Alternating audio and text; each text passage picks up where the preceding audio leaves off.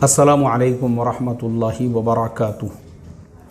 मोहतरम भाइयों, बुज़ुर्गों, दोस्तों, आज के ज़माने में बेटा बेटी या लड़का लड़की के रिश्ते का मसला इतना ज़्यादा नाजुक हो चुका है।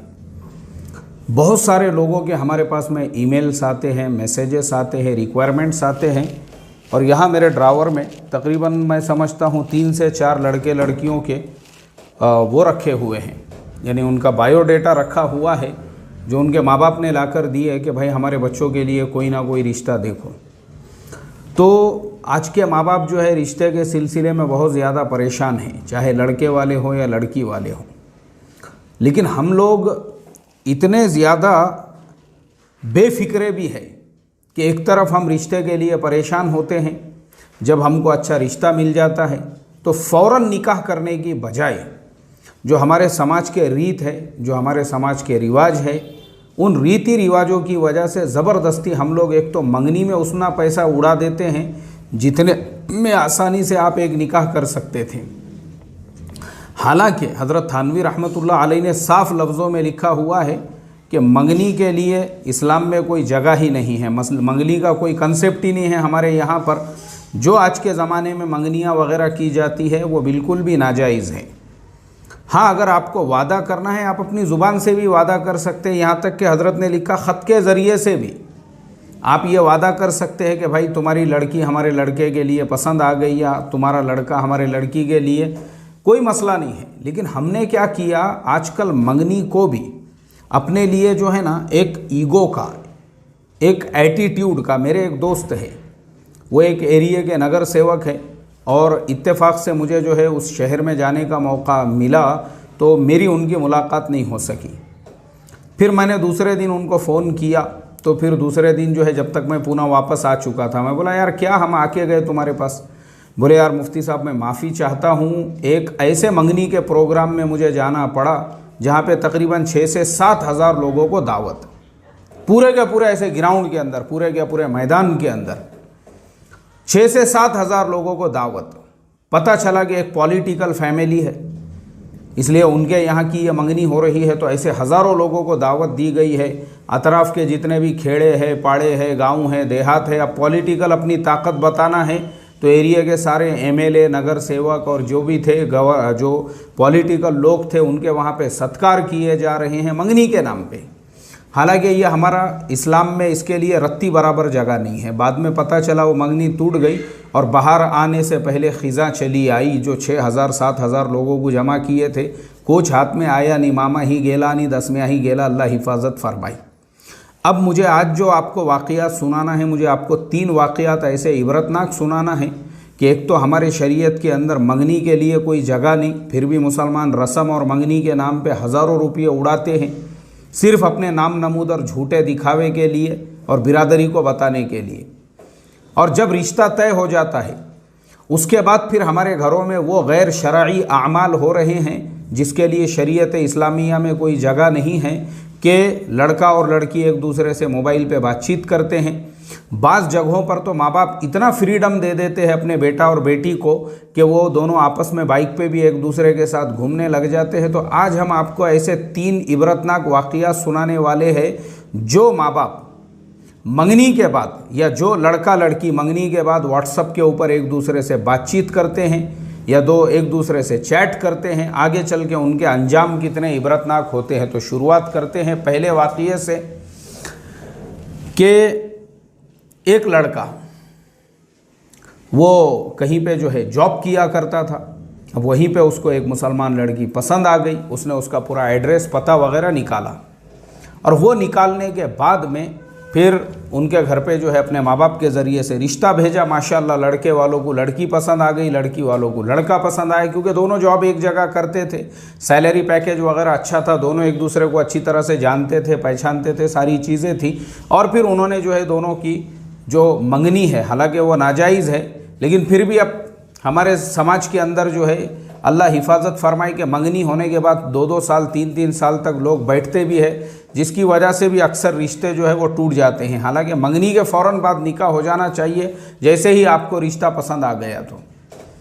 तो वहाँ पे भी ऐसा ही हुआ कि जब वो मंगनी हो गई तो मंगनी होने के बाद यानी वो रिश्ता तय होने के बाद में फिर लड़का जो है वो लड़की को डोमिनेट करने लगा एक एक चीज़ के लिए। अब चूँकि साथ में काम करते थे तो वो रोज़ नज़र आने वाली, तो उसको जो है लड़का डोमिनेट करने लगा, तेरे कपड़े ऐसे ही है, मुझे ये स्टाइल के कपड़े पसंद नहीं है, वो स्टाइल के पसंद नहीं है, तेरा उससे मिलना पसंद नहीं है, उससे बात करना पसंद नहीं है, और मुझे जो है ये पसंद नहीं है, वो पसंद नहीं है। अब ये बात को लेकर दोनों में आपस में वहीं पे लड़ाई झगड़े हो गए, कंपनी में सब लोग खड़े हो गए और वहीं पे दोनों के बीच में गालम गलोच, चिल्ला पुकार, धिंगाना। और वहीं पे जो है लड़की ने लड़के को सुना दी कि तू मेरा हस्बैंड नहीं है, अभी तेरे से मेरी शादी नहीं हुई है, जो तू मेरे ऊपर इतना हुक्म चला रहा है, इतनी दादागिरी, इतनी भाईगिरी, और एक एक बात के लिए मुझे तू डोमिनेट कर रहा है, इसके लिए मुझे ये रिश्ता मंजूर नहीं। और वहीं पर उनका रिश्ता ख़त्म। वो जो मंगनी किए थे, जिसमें लाखों रुपये खर्च किए थे और बड़े फंक्शन हॉल में किए थे, वहीं पे वो रिश्ता उनका ख़त्म हो गया। और रिश्ता जब दोनों का ख़त्म हो गया तो उसके बाद में जो है आपस के घर दोनों बिरादरियों के बीच में एक दुश्मनी पैदा हो गई, लड़ाई झगड़े पैदा हो गए। वो लड़के ने वो कंपनी छोड़ दिया, लड़की ने भी वो कंपनी छोड़ दी, दोनों की रोज़ी रोज़गार भी वहाँ से चले गए। इतने सारे मसले मसाइल क्यों पैदा हुए? सिर्फ इसलिए कि दोनों का अगर निकाह हो जाता था और निकाह होने के बाद में वो अगर अपने शोहर के घर पे रहती, उसकी खिदमत करती, या फिर शोहर के घर पे रहकर भी आजकल जो है वर्क फ्रॉम होम में भी आप बहुत सारे काम कर सकते। जैसे हमारा जो वेबिनार हुआ था उसमें हमने फ्रीलांस के सेक्शन में बताए थे कि जो मस्तूरात घरों में रहती है वो किस किस तरीके से जॉब्स को फाइंड आउट और तलाश कर सकती है, घर पे बैठ के काम करने का, आपको कहीं जाने की ज़रूरत नहीं है, ऑनलाइन आपके अकाउंट में पेमेंट आ जाता है। तो वैसा भी वो काम कर सकती थी अगर वो आईटी सेक्टर से थी, क्योंकि आजकल ऐसी वैकेंसीज और जॉब्स की कोई कमी नहीं है मार्केट के अंदर। लेकिन प्रॉब्लम ये हुआ, मंगनी में ही लाखों खर्चा कर दिए, लोगों को बताए, दिखावा किए, सबको दिखाए, और वही लोगों के सामने अब लड़ाई झगड़े, मारा मारी, तेरी मेरी, ले रफ़ीकन दे शफीक हो गया। तो उसके बाद में फिर रिश्ता भी ख़त्म और वो रिश्ता पहुंचा दुश्मनियों के ऊपर। ये प्रॉब्लम होता है। देखो, मंगनी के बाद भी अगर लड़का लड़की एक दूसरे से बात कर रहे हैं और एक दूसरे से मिल रहे हैं जो बिल्कुल नाजायज़ है, तो ये प्रॉब्लम होते हैं। ये बहुत छोटा प्रॉब्लम।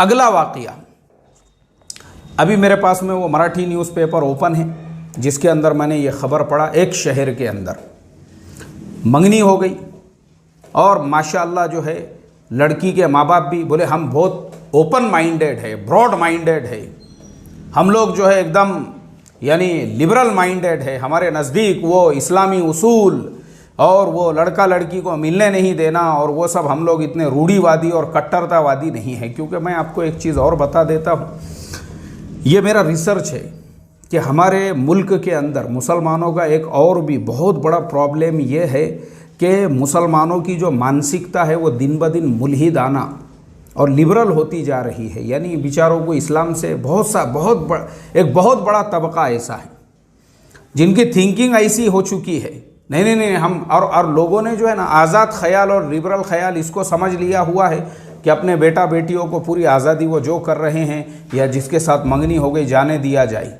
अब गए वो लड़के के साथ में घूमने फिरने लगी बाइक पे, तो वो लड़के ने कहा, बोले फुलानी जगह पे अपना फार्म हाउस है, फार्म हाउस, बड़ी फैमिली थी करोड़पति घराने की, बोले अपना फार्म हाउस है फुलानी जगह पे, चलो मैं तुमको फार्म हाउस ले जाके दिखाता हूँ। अब वहाँ चले गए फार्म हाउस ले जाने के लिए जिसके साथ मंगनी हुई है। अब गए हैं फार्म हाउस दिखाने, वो फार्म हाउस जंगल के अंदर था।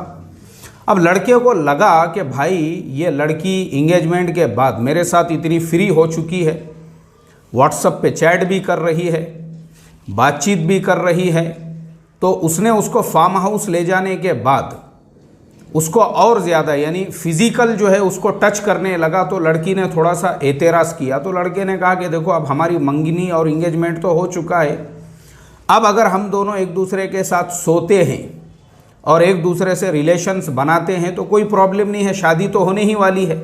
और ये दोनों मुसलमान हैं, पहला वाक़या भी मुसलमान का था, ये दूसरा वाक़या भी मैं आपको मुसलमान का सुना रहा हूँ।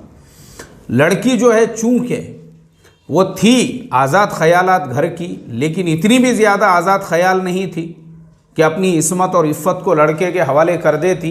तो लड़की ने उसको जो है मना किया, तो लड़के ने उसको मारना और पीटना शुरू कर दिया।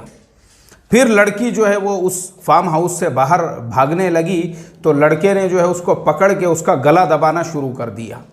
फिर लड़की वहाँ से उसके हाथ से किसी तरह से निकली और भागते हुए बड़े रोड पर आ गई और दूसरे किसी गाड़ी वाले को हाथ बताकर वो लड़की शहर तक सही सलामत आई और उसने उन लोगों से कहा कि मेरे ऊपर ऐसा ऐसा अटैक हुआ। उन्होंने सीधा उसको पुलिस स्टेशन में ले जाके पहुंचाई।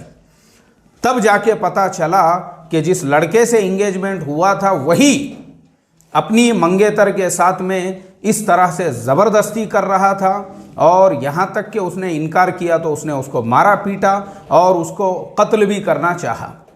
तो पता क्या चला इस वाक़ये से? इस वाक़ये से ये पता चला कि देखो, शरीयत के हुदूद में रहो, शरीयत के हुदूद में रहो। इतना भी ज़्यादा अपने आप को मॉडर्न और आज़ाद ख्याल मत समझो कि जिसकी वजह से वो लड़की की जान जाते जाते बच गई। मुझे आप बताइए।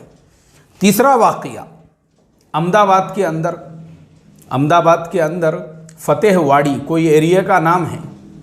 वहाँ के पुलिस स्टेशन के अंदर किसी हॉस्पिटल वालों ने यह बताए कि हमारे यहाँ पे एक इंसान की जान जा चुकी है, एक नौजवान की, और उसकी जो जान गई है तो हमको उसकी जो पोस्टमार्टम रिपोर्ट है उसके अंदर बहुत सारी ऐसी चीज़ें मिली है कि उसके पूरे ऑर्गन्स, यानी अंदर के जितने भी ऑर्गन्स है एक साथ में, उसकी किडनी भी फेल हो गई, उसका लीवर भी फेल हो गया, उसका हार्ट भी फेल हो गया।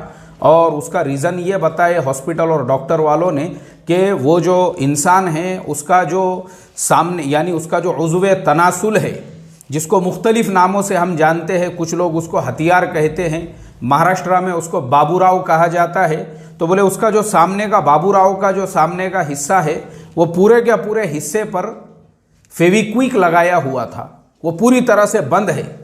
वो बंद होने की वजह से ना उसका पेशाब निकल रहा था ना कुछ और निकल रहा था।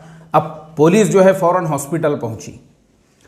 जब पुलिस ने वो पोस्टमार्टम रिपोर्ट देखी कि उसके पूरे ऑर्गन्स जो है एक साथ में फेल हो गए हैं, तो तहकीकात की, उसके माँ बाप से पूछे भैया ऐसा किस दिन हुआ। माँ बाप ने बताया कि ये फुलानी लॉज के अंदर ये इन्होंने एक कमरा लिया हुआ था और लॉज वालों ने हमको ये बताया कि देखो ये फुलाना बंदा जिसने रूम बुक किया था रूम के अंदर बेहोश पड़ा है, तो हमने उसको वहाँ से उठा के फिर पुलिस वाले वो लॉज में पहुँचे। वहाँ पहुँचने के बाद जब पुलिस ने तहकीकात की तो तहकीकात के अंदर जो सारे कैमरे के फुटेज वगैरह सारी चीज़ें थी, तो पुलिस के हाथ में ये रिज़ल्ट पहुँचा कि वो जो इंसान है उसका नाम था सलमान मिर्ज़ा। मरने वाला जो था उसका नाम था सलमान मिर्ज़ा, और वो जो इंसान है सलमान मिर्ज़ा, उसकी किसी के साथ में इंगेजमेंट हुई थी और जिसके साथ में इंगेजमेंट हुई थी वो उसके माँ बाप ने पूरा फ्रीडम दिया हुआ था कि दोनों घूम सकते हैं, फिर सकते हैं, कोई मसला नहीं है आपस में। तो सलमान मिर्ज़ा जो है वो अपनी मंगेतर के साथ में बिंदास बीवी के जैसा जो है उनके आपस में ताल्लुकात भी हो चुके थे। और सलमान मिर्ज़ा जो है वो नशे का आदी था, तो उसने वो लड़की को भी जो नशे की चीज़ें हैं वो इस्तेमाल कराना शुरू किया, उसको ज़ोर ज़बरदस्ती किया। उसके बाद वो लड़की को भी नशे की आदत लग गई, और नशे की आदत लगी तो ऐसी लगी कि अभी शादी भी नहीं हुई है, मंगनी ही हुई है, तो उसके बाद में ही दोनों एक नंबर के नशेड़ी बन गए। और दोनों नशेड़ी जो है वो रोज़ाना एक जगह मिलकर वहाँ पे जो है नशा किया करते थे। और वो दोनों नशेड़ी जो है उन्होंने एक होटल के अंदर कमरा बुक किया, वहाँ पे पहुँचे। वहाँ पहुँचने के बाद खूब नशा किया, और नशा करने के बाद में जब दोनों ने जब दोनों अपने आप से बेकाबू हो गए, तो उसके बाद में फिर जब दोनों ने सोचा कि चलो अब हम दोनों एक दूसरे से ताल्लुकात बनाते हैं, और ताल्लुकात बनाने लगे, तो उतने नशे में भी वो लड़की को इतना याद रहा, उसने कहा कि मैं ये चाहती हूँ कि तुम अपने सेफ्टी के लिए कुछ इस्तेमाल करो। सलमान मिर्ज़ा ने कहा कि मेरे पास तो कुछ है नहीं। तो इसके लिए वो लड़की ने कहा कि वो लोग नशे के लिए वो फेविक्विक वगैरह इस्तेमाल करते थे। उसने कहा कि इसी को वहाँ लगा दो बोले। तो वो जो सामने का हिस्सा है सलमान मिर्ज़ा साहब का, वहाँ पे जो है वो पूरा चुपड़ दिया गया। वो जो फेविक्विक था या जो भी था वो उसको पूरा लगाने के बाद में वो 2 मिनट में जब सूख गया, और फिर उन्होंने इसके साथ में कार्रवाई शुरू की। और कार्रवाई करने के बाद में जब मनी निकलना चाहिए था अंदर से, पूरी तरह से ताकत से आपने डिस्चार्ज होना चाहिए था, वो नहीं हुए, क्योंकि सामने का पूरा रास्ता सूख चुका था, बंद हो चुका था। तो वो प्रेशर वापस पेट में गया, पेशाब भी नहीं कर सकते। फिर वो ऑर्गन्स के ऊपर जो है इफ़ेक्ट पड़ा, इस वजह से तबीयत बिगड़ी। हॉस्पिटल में ले जाके एडमिट किए, कुछ दिनों में पता चला सारे ऑर्गन्स फेल हो चुके हैं, और उसी में उनकी मौत हो गई। ये वाक़या मैंने दी लल्लन टॉप के ऊपर सुना, नव भारत टाइम्स की वेबसाइट पे सुना, BBC लंदन के ऊपर सुना, 4-5 जगह पे जो है ये मिला। उसके अलावा कम से कम मैं समझता हूँ 500 से ज़्यादा ऐसे चैनल होंगे जिसके ऊपर ये पूरा वाक़या डिटेल्स में है।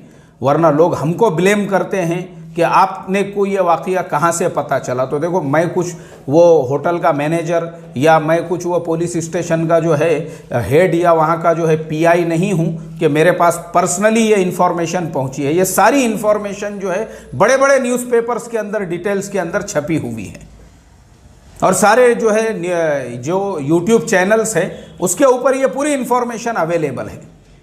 तो मुझे आप बताइए, मेरा सवाल है यहाँ पे, जो टॉपिक हमने छेड़ा था कि पहले तो मंगनी करना एक गैर इस्लामी रस्म है और उसके बाद अपने बच्चों को आज़ादी देने का ये ख़तरनाक नतीजा है। ये पूरे सबक का खुलासा यही है, आपके बेटा बेटी का अगर कहीं पे रिश्ता जम जाता है, उसके बाद में जो इस्लामी उसूल है लड़का लड़की के लिए बिल्कुल बात करना नाजायज़ है, तो वह क़यामत तक नाजायज़ है। मिलना तो बहुत दूर की बात, बाइक राइड पे जाना तो बहुत दूर की बात, और एक दूसरे से फिज़िकल रिलेशन बनाना तो बहुत दूर की बात। अगर ये सब करोगे, ये नतीजे आपके सामने हैं, अल्लाह हिफाजत फरमाए।